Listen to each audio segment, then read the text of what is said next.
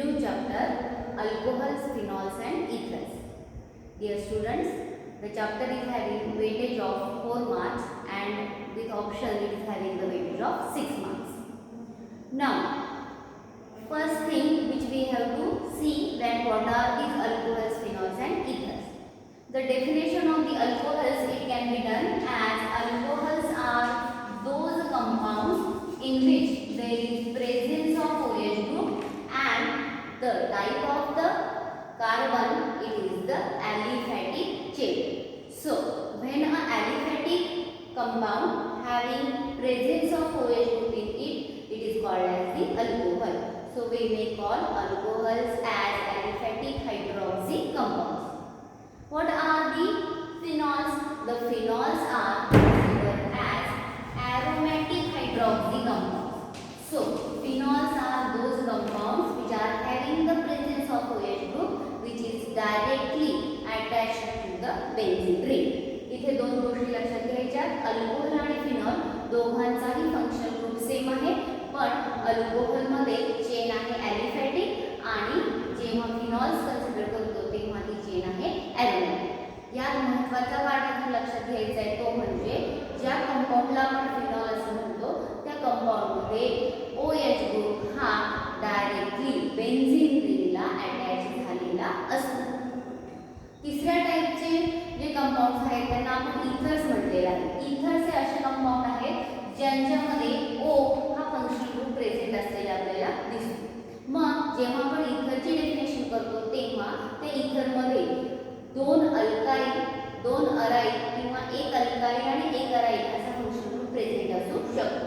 जर आपण म्हटलेलं आहे की वेगवेगळ्या टाइपचे इथर्स पॉसिबल असू शकतात, जिथे आपण ROR' असंही कन्सिडर करू शकतो, AROAR असंही कन्सिडर करू शकतो किंवा ROAR असंही त्यांचा जनरल फॉर्म्युला कन्सिडर करू शकतो. मग हे जे इथर्स आहेत ते इथर्स या चॅप्टरमध्ये का आपण इन्क्लूड केलेले आहेत? अल्कोहोल आणि फिनॉल दोघांचा फंक्शनल ग्रुप सेम आहे, पण इथर हा तिसरा टाइपचा पण होमोलोगस सीरीज किंवा फंक्शनल ग्रुप आपण इथं इन्व्हॉल्व केलेला आहे. त्याचं रिझन लक्षात घ्या. The ethers they are considered as derivatives of the alcohol, where we are saying that from the alcohol we may substitute the hydrogen atom by the alkyl group, or the ethers they may be considered as derivatives of phenol, where we are saying that the hydrogen of the phenols is substituted by either the alkyl or the aryl group. So when we are talking about the alcohols, they are the aliphatic hydroxy compounds. The phenols, they are aromatic hydroxy compounds, whereas the ethers, they are the compounds which may be considered as derivatives of alcohols and phenol. Now in those compounds, first thing which we will discuss, that is about the classification of all these compounds. Out of that, आता ह्या chapter मध्ये तीन टाइपच्या homologous series आपल्याला discuss करायचे आहेत. Alcohols, दुसरे आहेत phenols आणि तिसरे आहेत इथर्स. अल्कोहोल आणि फिनॉल ह्या दोघांना आपण कंबाइनली रिप्रेझेंट करूया. इथर्स हा पार्ट आपण थोडासा वेगळा डिस्कस करणार आहोत. म्हणजेच आपण जेव्हा नॉमेनक्लेचर असेल, मेथड्स ऑफ प्रिपरेशन किंवा रिएक्शनचा पार्ट असेल तेव्हा तो कन्सिडर करताना बऱ्यापैकी अल्कोहोल आणि फिनॉलला एकत्र गृहीत धरणार आहोत. इथर हा कम्प्लीटली पार्ट आपण वेगळ्या पद्धतीने डिस्कस करणार आहोत. So first thing which we will discuss, that is about the classification of the alcohols as well as the phenols. Okay.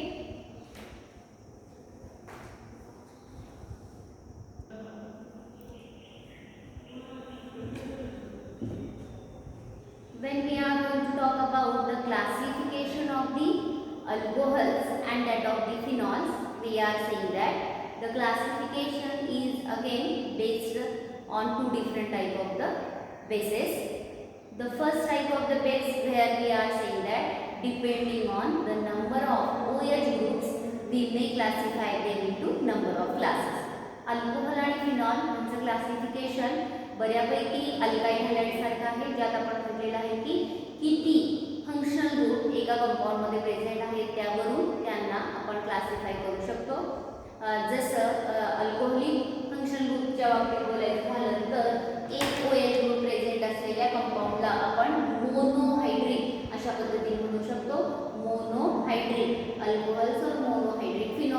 these are those compounds where there is presence of only one OH group in them. असे compound ज्याच्यामध्ये फक्त एकच OH group present आहे ते compound monohydric अशा पद्धतीने ओळखले जातात. Whereas polyhydric, they are those compounds which are containing more than one OH group in them. So the alcohols as well as the phenols, they are classified as the polyhydric alcohol or polyhydric phenol. Again, depending on particularly the number of OH group, they are called as dihydric, trihydric and so on. जसं समजा आपण example घेऊया, ज्या methyl group आहे आणि त्याला join झालेला OH group आहे असा मिथाइल अल्कोहोल हे मोनोहायड्रिक अल्कोहोलचं एक्झाम्पल आपल्याला घेता येईल.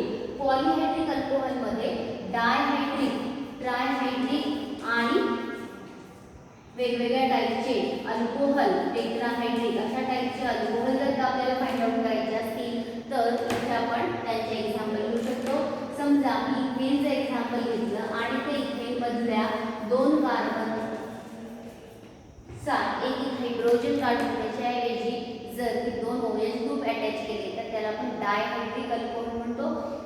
दिस is the simplest example. Ethylene glycol असं त्या कंपाऊंडचं नाव आहे आणि हा डायहायड्रिक अल्कोहोलचं एक्झाम्पल आहे. सेम वेनी ट्रायहायड्रिक अल्कोहोलमध्ये ग्लिसरॉलचं एक्झाम्पल आपल्याला घेता येईल. Glycerol it is the example of a compound which is having presence of how many OH groups? 3 OH group in it. So glycerol is the example of the trihydric alcohol. In the same manner, a compound which is having 6 OH group in it, it is called as hexahydric alcohol, and sorbitol is the example of such type of the hexahydric alcohol. Same way फिनॉलच्या बाबतीमध्ये सुद्धा अशाच पद्धतीचे compound आपण लिहू शकतो. जर बेन्झीनच्या लिंकमध्ये एकच OH group present असेल, बेन्झीनची लिंक आणि तिथे एकच OH ग्रुप प्रेझेंट असेल तर हे सिम्पलेस्ट एक्झाम्पल आहे मोनोहायड्रिक फिनॉल.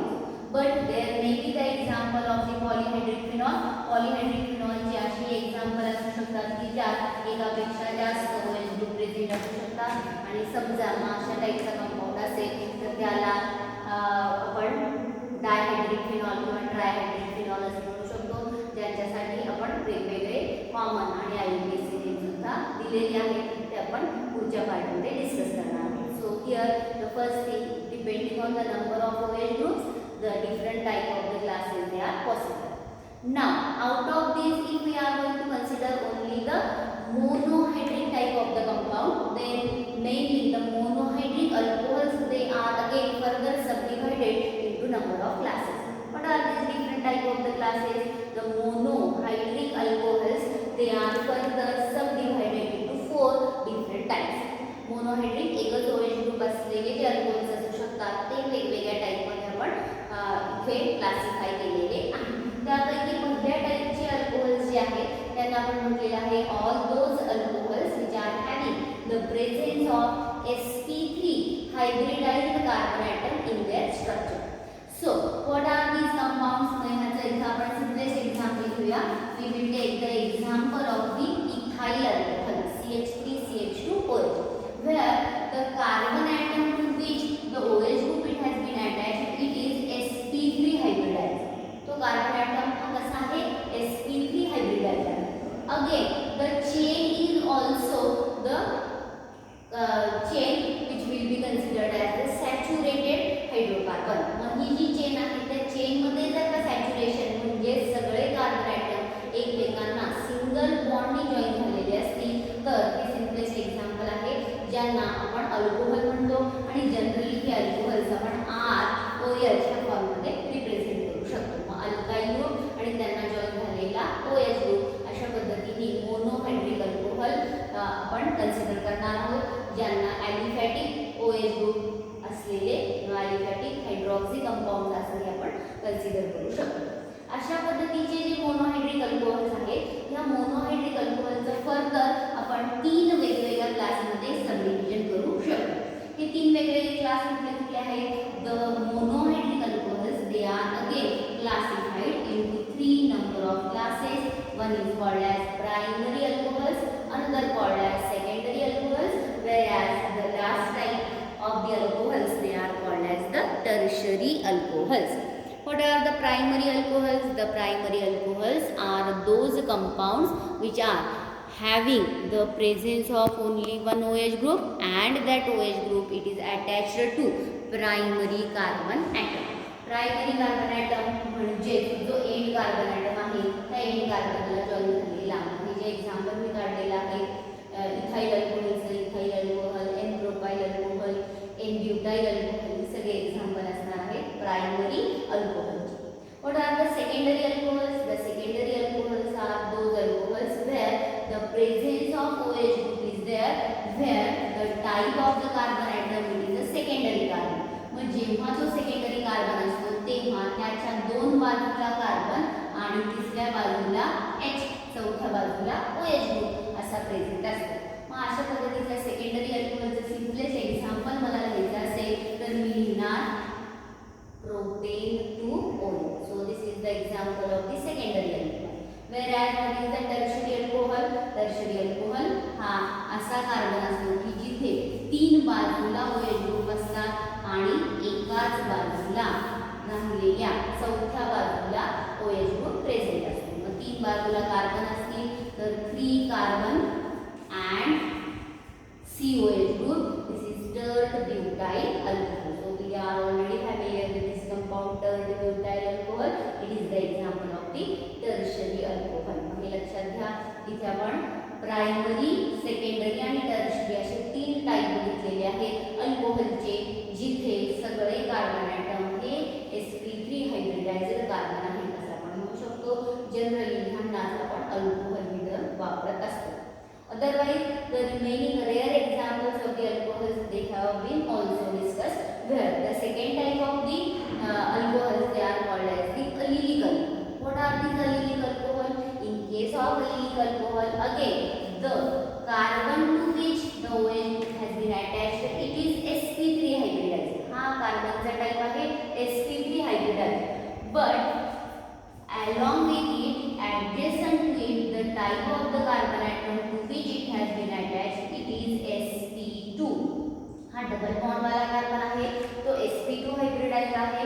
ज्याला OH ग्रुप अटॅच झालेला आहे त्या कार्बनचा टाइप कुठला आहे sp3 चा. म्हणजे sp3 कार्बनला OH ग्रुप जॉइन झाला पण ऍडजेसंट त्याला आहे तो आहे sp2 कार्बन. आणि अशा टाइपचे एखादं एक्झाम्पल असेल तर त्यांना आपण allylic alcohol असं कन्सिडर करू शकतो. Again those allylic alcohols they are also of three different type, primary, secondary as well as the tertiary type.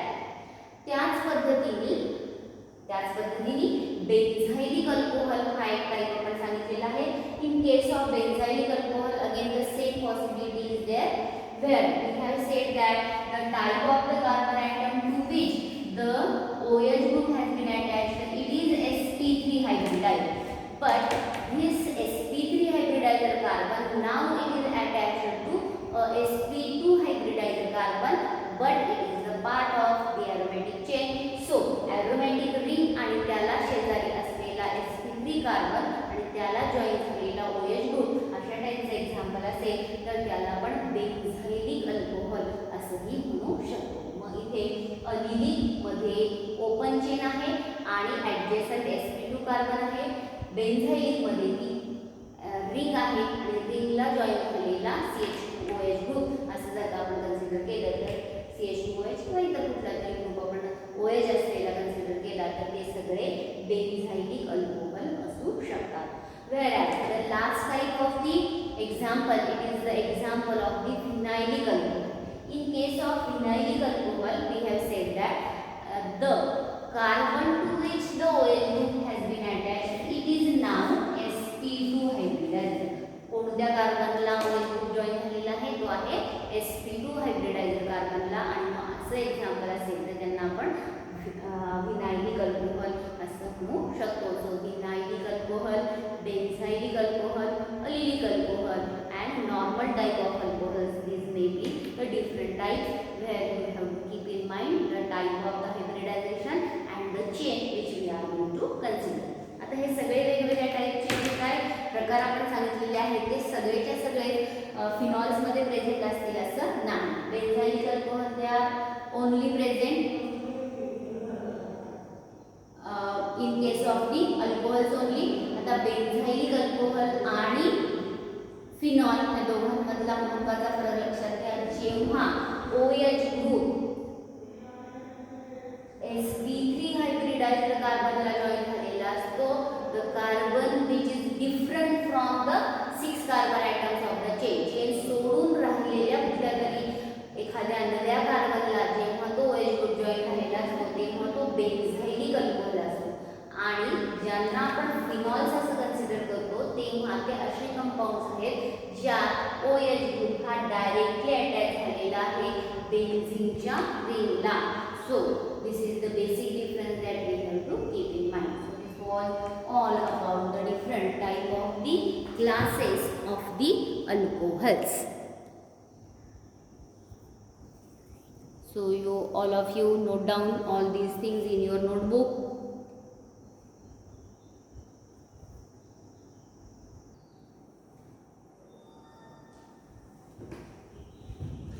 Now we will see the next part, that is nomenclature of the alcohols. When we are going to talk about the nomenclature of the alcohols, here first we will take the monohydric alcohols. In case of the monohydric alcohols, the nomenclature system it can be divided into two parts. One called as the common names and another they are the IUPAC names. Now, how to name any alcohol by the common name system? We know that the common names of the alcohols they are written in the form of alkyl and finally the word alcohol it has been used. So, alkyl alcohol will be the common name for the monohydrate alcohol. Whereas if it is a IUPAC name, then they are considered to be the derivatives of the alkane and the ending E is replaced with OL. So the name is written in the form of alkane OL. First we will see some of the examples of the alcohols and how to name them by the common name system. In the common name system, first we have to keep this thing in mind that we have to count the total number of carbon atoms, then decide the name of the alkyl group and the ending it will be done with the word alcohol. If the structure is having some differences, then some prefixes they have to be used. पहिला नाव आपण आता बघूया. Compound आहे CH3OH ज्यात कार्बनची संख्या आहे 1. एक carbon असलेला कंपाउंड हा मिथाइल या ग्रुपने आयडेंटिफाय केला जातो. So it is called as methyl alcohol. No prefix it has been given as it is not having any difference in its structure. Next पुढचा जो कंपाउंड आहे या कंपाउंड मध्ये एकूण कार्बनची संख्या जर मोजली तर ती सगळी मिळून 4 आहे. म्हणून तो जो अल्काइल ग्रुप आहे तिथे तो अल्काइल ग्रुप ही 4 कार्बन असलेला त्याला आपण म्हणणार ब्युटाइल आणि शेवटी वर लिहिणार अल्कोहल. आता जेव्हा ब्युटाइल हा वर्ड आपण लिहितो तेव्हा ब्युटाइल ग्रुप मधल्या 4 कार्बनची अरेंजमेंट वेगवेगळ्या पद्धतीने होऊ शकते. ज्यापैकी ही पहिली एक टाइपची अरेंजमेंट दिलेली आहे. 4ही कार्बन ॲटम एका सरळ रेषेत एकमेकांना जोडलेले आहेत म्हणून ती स्ट्रेट चेन आहे. आणि जर ती स्ट्रेट चेन असेल तर त्यांना आपण N असं प्रेफिक्स लिहितो. So the name it will be written as N butyl alcohol. म्हणजे जेव्हा स्ट्रेट चेन असेल तेव्हा N हे प्रेफिक्स आपण यूज करणार आहोत. हा पार्ट आपण लक्षात ठेवा. The next example which has been given where we are having in all total 3 carbon atoms in their structure and hence it is the example of propyl alcohol. It is the example of propyl alcohol. In case of propyl alcohol, now the two different type of the prefixes they can be used. दोन वेगवेगळ्या टाइपचे prefixes इथे आपल्याला use करता येतील. एक तर आयसो किंवा से दोन्हीपैकी कुठलीही एक प्रेफिक्स वापरलं तर फक्त प्रोपाइल ग्रुपमध्ये जे चालतं ते आपण डिस्कस केलेलं होतं. Here we may call it as isopropyl alcohol और we may call it as sec propyl alcohol. But after the propyl means carbon number 3 precisely we have to use only one prefix either sec और iso. ते काय असेल ते आपण तिथे बघूया पुढचं एक्झाम्पल आल्यानंतर. आता हे पुढचं जे एक्झाम्पल मध्ये एकूण कार्बनची संख्या मोजली तर ती आलेली आहे 4 आणि ज्या टाईपचा कार्बन आपण फाइंड आउट करणार आहोत OH ग्रुप असलेला तर तो टाइप ऑफ कार्बन आहे टर्शरी कार्बन म्हणून ह्या कंपाऊंड मध्ये 4 कार्बन असलेला अल्कोहोल त्याला आपण म्हटलेला आहे ब्युटाइल अल्कोहोल आणि हा ब्युटाइल अल्कोहोल मध्ये टर्शरी कार्बनला तो अटॅच झालेला आहे म्हणून ह्याचं कॉमन नेम आपण लिहिणार tert butyl alcohol. So the prefix tert, why it has been used? Because the type of the carbon atom is tertiary. In the same manner, now in this particular case, if we will count the total number of the carbon atom, again they are 4. ते 4 आहेत म्हणून ह्यालाही आपण काय लिहिणार? We will call it as butyl alcohol. But what will be the prefix? The arrangement it is different from the previous one. आधीच्या पेक्षा ही arrangement काहीतरी वेगळी आहे आणि ती काय आहे तर ज्या कार्बनला तो OH ग्रुप जॉइन झालेला आहे हा कार्बन हा सेकंडरी कार्बन आहे म्हणून इथे आपण त्याला लिहिणार sec butyl alcohol. Whereas if one carbon is present in the form of the chain, एक कार्बन चेनच्या फॉर्म मध्ये प्रेझेंट असेल म्हणजे स्ट्रक्चर असेल CH3CH CH2OH, then now in this case we will use the prefix iso and the name of this compound it will be written as isobutyl alcohol. मग से कधी वापरायचं, आयसो कधी वापरायचं, टर्ट कधी वापरायचं आणि एल कधी वापरायचं हे आपल्याला अल्कोहोलच्या त्या एक्झाम्पल मधनं लक्षात आलं असेल. ही काही एक्झाम्पल्स होती मोनोहायड्रिक अल्कोहोलची. काही एक्झाम्पल डायहायड्रिक, ट्रायहायड्रिक आणि पॉलिहायड्रिक अल्कोहोलचे आपण बघूया. जे आपण पहिलं एक्झाम्पल काढलेलं आहे CH2OH CH2OH. कॉमन नेम जेव्हा आपण लिहितो तेव्हा दोन OH ग्रुप असतील तर ग्लायकॉल हा शब्द आपण वापरत असतो. जसं की ह्या कंपाऊंडचं नाव लिहिताना त्याचं कॉमन नेम लिहिणार ethylene glycol. The common name of this compound it will be ethylene glycol. Whereas if it is a trihydric alcohol where the 3 OH groups they are there, then the compounds they are called as the glycerol. So as these 3 OH groups they are there, the name it will be given as glycerol. So we may write it as simply glycerol or we may write down the common name for this compound as propylene glycerol. मग glycol 2 OH group असलेला compound, glycerol 3 OH group असलेला compound. Same वेनी आता आपण एक अजून example घेऊया ज्यात 6 OH group present आहे. 6 OH ग्रुप प्रेझेंट असलेले हे एक्झाम्पल आहे CH2OH CHOH taken for 4 times CH2OH. This is the example of the hexahydric alcohol and the common name for this compound it is given as sorbitol. That's common name काय दिलेला आहे sorbitol. So this was all about the common names of the alcohols. Now for all these alcohols we will write down the IUPAC names. आता ह्याच सगळ्या alcohol साठी आपण आता IUPAC names घेऊया. IUPAC names जेव्हा आपण लिहितोय तेव्हा ह्या IUPAC नेम्स मध्ये पहिला पार्ट आपल्याला गृहीत धरावा लागेल तो म्हणजे selection of longest continuous chain. Longest continuous chain select करा, पॅरेंट सिलेक्ट करा आणि मग त्या पॅरेंटच्या नावाचं एंडिंग ई हे OL ने रिप्लेस करा. दुसरा महत्त्वाचा पार्ट असतो तो म्हणजे OH ग्रुपची पोझिशन मेन्शन करताना त्याचा नंबर तो आपल्याला मेन्शन करावा लागेल आणि दुसरे काही ग्रुप्स प्रेझेंट असतील तर ते तिथे मेन्शन करावे लागतील. आपण अल्केनॉल ह्या फॉर्ममध्ये सगळ्यांचे IUPAC नेम लिहितोय. जसं की पहिला हा कंपाऊंड आहे मिथाइल अल्कोहोल असं आपण त्याचं कॉमन नेम दिलेलं होतं.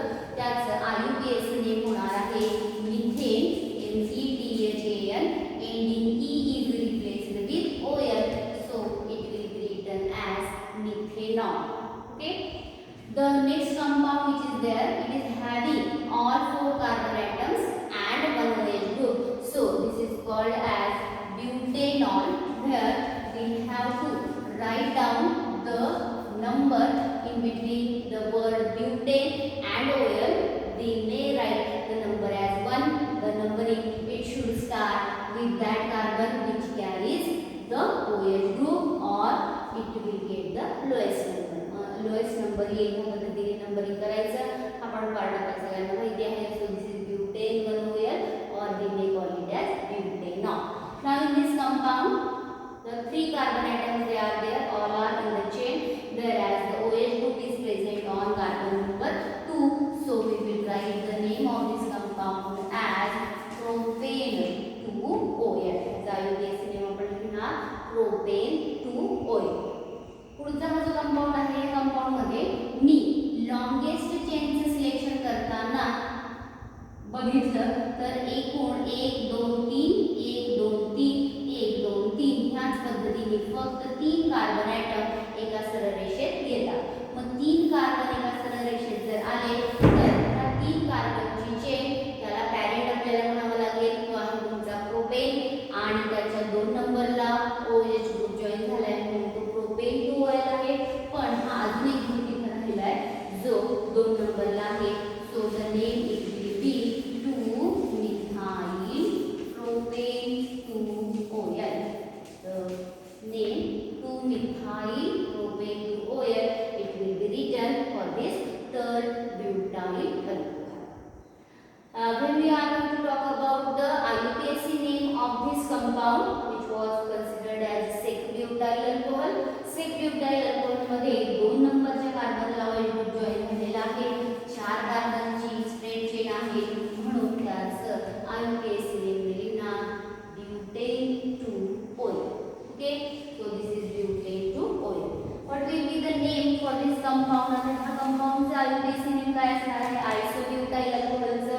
इथे लॉन्गेस्ट चेन तुमची आलेली आहे 3च कार्बन ॲटमची. चौथा कार्बन हा ब्रँडच्या फॉर्ममध्ये आलेला आहे. So this is the propane OL, propane 1 OL, and 2-methyl, it will be the branch. So 2-methyl propanol, it will be the IUPAC name for this compound. Now we will move to the polyhydric alcohol. आता आपण नाव लिहूया पॉलीहायड्रिक अल्कोहलचे. Ethylene glycol हा जो compound होता, इथे 2 OH group join झालेले आहेत आणि हा इथेनचा डेरिव्हेटिव्ह आहे, म्हणून तुम्ही ह्याचं नाव लिहिणार इथेन, ETHANE 1,2 डाय-OL. आता इथे ई का काढून टाकलेला नाही. जेव्हा तुम्ही डाय ट्राय प्रिफिक्सेस लिहिता तेव्हा ते प्रिफिक्सेस लिहिताना त्याचा ई हा आपल्याला, अल्केनचा ई हा आपल्याला रिटेन करायचा असतो. हा पॉइंट लक्षात ठेवा. So the name of this compound is ethane 1,2 di. Now what will be the name for this propyl glycerol? Here, as we are having the parent as propane, we will write the name as propane 1,2,3 triol. So propane triol, that will be the name for this compound. And the sorbitol, which is the hexahydric alcohol, it will be given the name hexane. Hexane 6 carbon आहेत म्हणून hexane, आणि 6 वेळा हेक्साओएल अशा पद्धतीने डाय-OL, ट्राय-OL, टेट्रा-OL अशा पद्धतीने 6 वेळा OH group आहे म्हणून त्याला हेक्साओएल असं आपण म्हणू शकतो. So this was all about the nomenclature of the alcohols.